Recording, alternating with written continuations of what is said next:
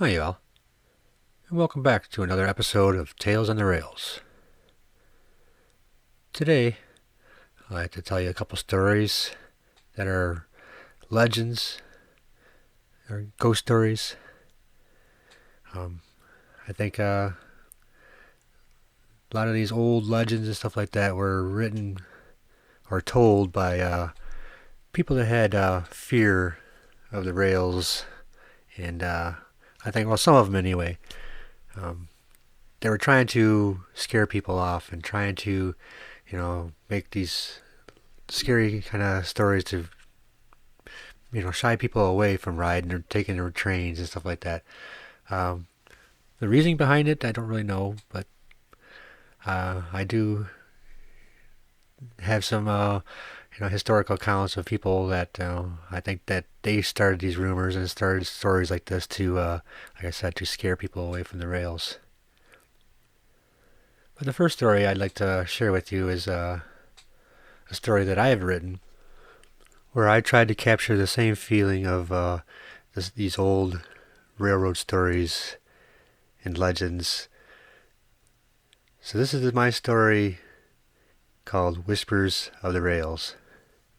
Now I did tell this story over on Jerry King TV's live stream when he invited me over there to tell a couple stories, which I was very grateful for, and helped me really boost these stories and get my channel the boost that it really needed.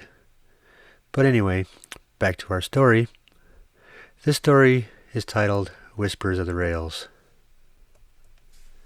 In the heart of the rugged countryside, where the mist dances with the morning light and the echoes of the past linger in the air, lies the tales of steam train accidents that haunt the tracks of the old Blacklock and Cottonfield Railroad. Amidst the rolling hills and dense forests, the Willowvale Express thundered along its ancient path, carrying dreams, hopes, and aspirations of a bygone era. For generations, it traversed the landscape, a symbol of progress and adventure. But with every journey, whispers grew louder, tales of ghostly apparitions haunting the bends and turns of this winding railway. Some said it was the spirits of lost travelers, while others blamed the relentless passage of time for the accidents that scarred the tracks. One rainy, fog-laden evening, as the Willowvale Express chugged along its familiar route, a sudden gust of wind sent shivers down the spine of the seasoned engineer, old Jack Cooper. His withered hands tightened around the controls guiding the locomotive through the misty veil. As the train rounded a treacherous curve, a landslide, fueled by the unrelenting rain, cascaded onto the tracks, swallowing the iron behemoth whole. In the chaos that ensued, passengers screamed, metal groaned, and steam hissed into the night air. Among the wreckage, old Jack, battered but unbroken, emerged from the debris, his eyes haunted by the specter of disaster. As dawn broke, rescue teams arrived, their lanterns casting eerie shadows on the twisted wreckage. Miraculously, most survived, but whispers of the rails grew louder, fueled by the events of that fateful night. In the aftermath, tales of the Willowvale Express became legend, a cautionary tale whispered around campfires and taverns. Some vowed never to ride the cursed rails again, while others saw it as a test of courage, daring fate itself to defy the odds. But amidst the whispers and legends, one truth be told. The spirit of the Willowvale Express lived on, a testament to the human spirit and the enduring legacy of those who dared to tame the wild frontier of the rails. Our next tale is a legend from one of the oldest railroads in the United States, the Baltimore and Ohio Railroad.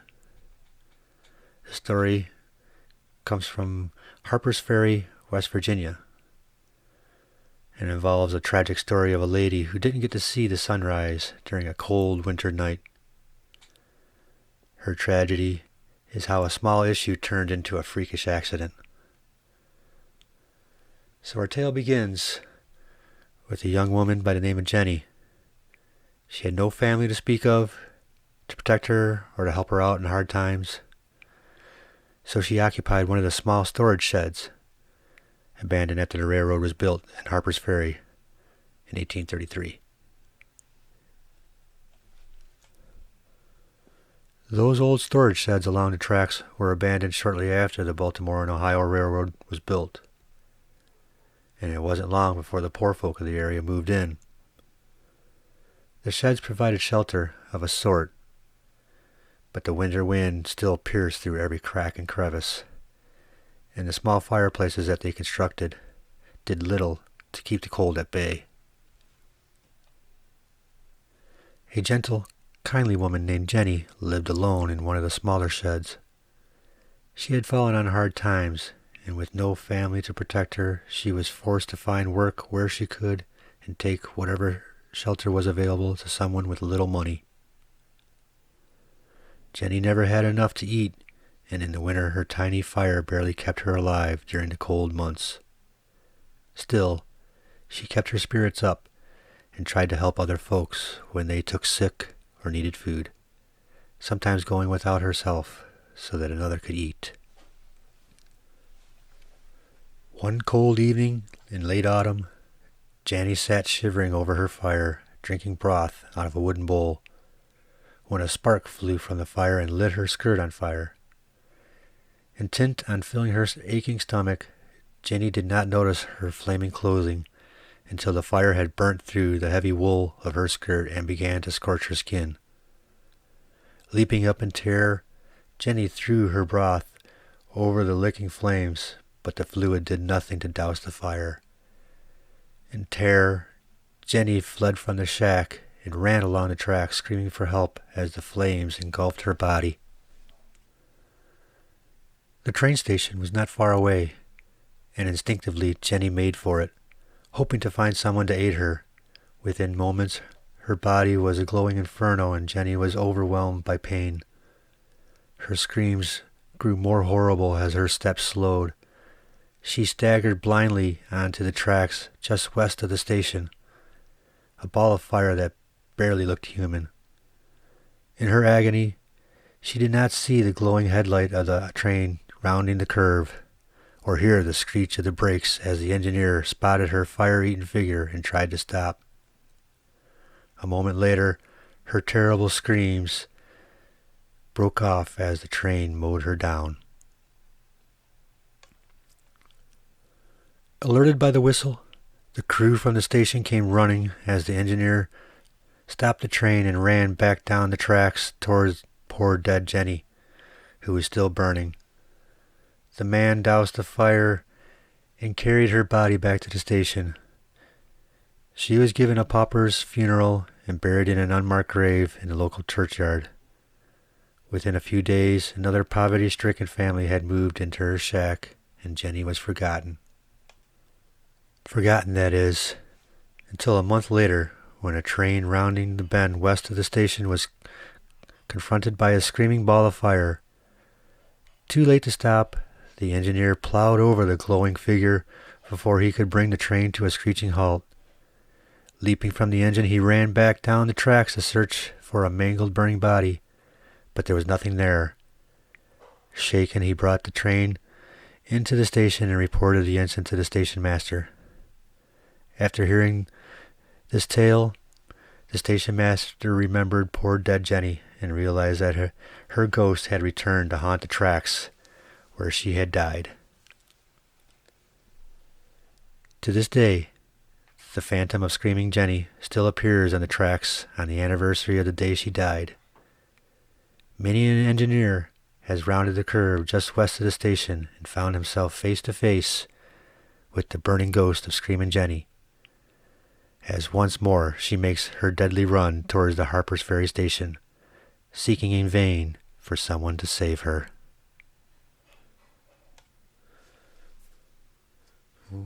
Now, folks, I don't know about you, but I think if these stories are told, you're an engineer just starting out, and you're told these stories back in those days, I think it'd make you think twice about becoming an engineer. And I think maybe some of that's what some of these old tales were kind of about. They were kind of to discourage the railroad progressing for whatever reason. I don't know the reason behind it, but it happens, and I think some of these tales were because of that. Maybe it was just because they're fun to share and to sit around a fire and to tell tall tales. But anyway,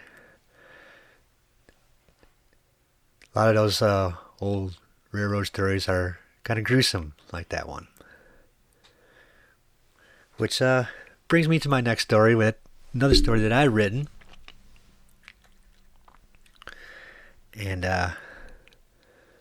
kind of covers the gruesomeness of these old train wrecks and what could happen and when these old wooden passenger cars and would crash together. So the next story I'd like to share with you is, like I said, the story I written. This one is called Inferno on the Iron Trail. In the heart of the 1800s, when steam locomotives ruled the rails, and the promise of progress lay in ribbons of iron and wood, a faithful journey unfolded on the Snakehead Rail Line. The Snakehead Rail Line was known for its treacherous twists and turns snaking through the rugged terrain and dense forests of the Iron Trail, hence its name. On a cold winter's evening, as the sun dipped below the horizon, the 9 p.m. express train departed from the bustling station of Stoneville, its iron behemoth cutting through the wintry air. Among the passengers was Clara Montgomery, a young woman traveling to meet her fiancé in the neighboring town. Little did she know her journey would be fraught with danger and tragedy. As the train thundered along the icy rails, a sudden jolt sent shivers down the spine of every passenger. The dreaded Snakehead rail line had struck again. A notorious section of the track, known for its instability, had shifted, and the locomotive lurched, its massive wheels grinding against the metal. The engineer fought to keep control. However, fate had more in store. Behind the locomotive, the carriages began to telescope, folding into each other like a grotesque accordion. Panic swept through the train as screams echoed in the night.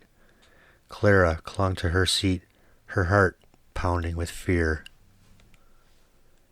Amidst the chaos, the pot-bellied stoves that once provided warmth to the passengers became harbingers of destruction. A stray ember ignited the wood paneling, and soon flames licked at the curtains, spreading with insatiable hunger. The air grew thick with smoke as passengers scrambled for escape, their faces etched with terror. Clara, her senses reeling from the chaos, found herself trapped in a nightmare of fire and steel. With every breath, the heat seared her lungs, and the screech of twisting metal filled her ears. Outside, the cold darkness bore witness to the tragedy unfolding on the Iron Trail.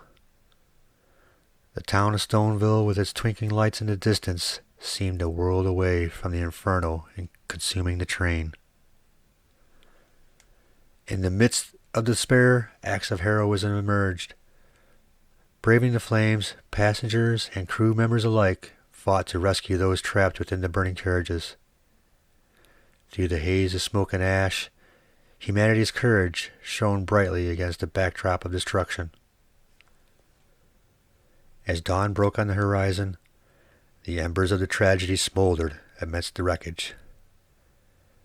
The Snakehead rail line bore the scars of that night, a somber reminder of the perils that haunted the pioneers of locomotion. For Clara Montgomery, the journey had forever altered the course of her life. Though she emerged from the flames physically unscathed, the memories of that fateful night would forever haunt her dreams. a testament to the fragility of existence in the age of steam and steel. Our last story takes us back to 1865 and the death of our beloved President Abraham Lincoln. And following Abraham Lincoln's death in 1865, two coffins, one containing the president's body and the other bearing the exhumed remains of his young son Willie, who had died in the White House, were placed on a train pulled by a steam locomotive for transport back to Lincoln's home state of Illinois, where they would be buried. Along the route from Washington, Illinois, people lined the tracks to bid farewell to the president who had fought and won the Civil War. The funeral train was made up of 9 cars. The 9th car, which had been built to take the living president and his family on rail trips, was the one Lincoln and Willie were carried. The train's route passed through Albany, New York, and for a number of years, around the anniversary of Lincoln's final journey, the Albany area railroadmen reported seeing phantom versions of the funeral train riding the rails. After a time, on each April 27th, people began making their way to the railroad line in hopes of seeing the ghost train as it passed. So, take you to one account of the ghost train in Albany, New York. It's kind of like a first-hand account. Doesn't say who this was. It was probably retold many times, and that was probably lost to history. But the story begins. I had been transferred to the Hudson Division of the New York Central System, and was working the rails on the main line between New York and Albany. I was on the late shift to start with, since I was a bit of a night owl. After 6 weeks of stomping the tracks and mending the rails, I was feeling right at home in my new job. Then, just before midnight, on a clear spring night in late April, we got a report of some brush on the tracks near our station. I was sent out immediately to clear it away before the next train came. I had nearly an hour before the next train, and so I did not hurry as I walked along the rails. It was surprisingly pleasant and rather warm. Overhead, the clouds were obscuring the moon, but the light from my lantern made a cheerful glow in the night. Suddenly, a chilly wind swept over the rails with a whoosh, like a wind just before a thunderstorm. It was so strong it nearly knocked me over. I staggered backwards, swearing and flailing my arms to keep my balance. I almost dropped the lantern, but managed to get my balance just before it slipped out of my hand. Shivering in the sudden cold, I squinted down the track and saw a huge blanket of utter blackness rolling towards me. It blacked out the rails, the trees, the sky, everything. "Good Lord, what is that?" I gasped. I leapt away from the track and started to run back towards the station, but the darkness swept up and over me before I had moved a yard. The lantern in my hand was snuffed out instantly. I stopped, unable to move more than a few paces around me. To my right, the rails began to gleam with a strange blue light. I staggered backward from the tracks, my heart pounding in fear and dread. What is going on? Then the headlight of a train pierced the thick darkness. It gleamed blue-white in the strange black fog, and when it appeared the rails brightened in response. A huge steam engine draped in black crepe approached, stacks billowing a steady stream of smoke. The brass on the engine gleamed, and it pulled several flat cars along behind it. I stared into the windows of the engine, but couldn't see any crew. Just at the edge of hearing came the faint sound of music. I turned and looked at the flat cars behind the engine. I gasped and backed up so far that I bumped into the trunk of a tree growing near the tracks. There was a glowing orchestra of skeletons seated in a semicircle. They were playing a nearly soundless funeral march on glowing black instruments. A violinist played passionately. A skeleton lifted a flute to his lipless mouth. A lone drummer sat patiently, waiting for his cue from the skeletal conductor. Then the orchestra was gone, and another glowing headlight pierced the blackness. I was trying unsuccessfully to push my way through the bark of the tree by this time. Another black crepe-draped train was approaching. A funeral train, I thought. Again, there was no one manning the engine, and no one appeared on the flat car behind it. The only thing there was a single black crepe-draped coffin. But in the air swirling around the train were the ghostly figures of soldiers dressed in blue uniforms worn by the North during the Civil War. They lined up before my eyes, saluting the solitary coffin as it passed. Some of the ghosts staggered under the weight of their own coffins. Some limped on one leg or sat in a wheeled chair, legless. Their eyes were fixed upon the flat car and the black craped coffin.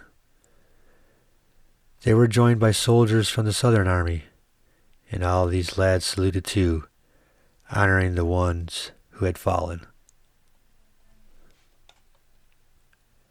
That's when I knew what I was seeing. This was the funeral train of Abraham Lincoln.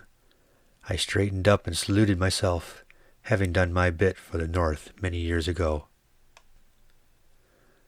The steam train moved slowly away, and with it went the darkness, and the chill, and the clouds that had obscured the moon. In my hand, the lantern sprang back to life. I blinked a few times and brushed away a tear as the world around me brightened. I saw the reported brush littering the tracks right in front of me, and mechanically I cleared it away and made sure the track was safe for the next train. Then I made my way back to the station. The next morning, all the clocks on the Hudson Division were 6 minutes behind, and all the trains were running 6 minutes late. When I asked the station master about it, he shook his head and told me not to worry. It was caused by the Lincoln Death Train, which had stopped time as it ran by in the night. I would like to thank you all for being here with me and listening to these legends and tales of the rails. So I really appreciate you all being here, and I hope you all enjoyed the stories tonight. And if you have any stories you would like to share, please send me an email. I'll leave it in the description down below. And until next time, folks, stay safe. God bless.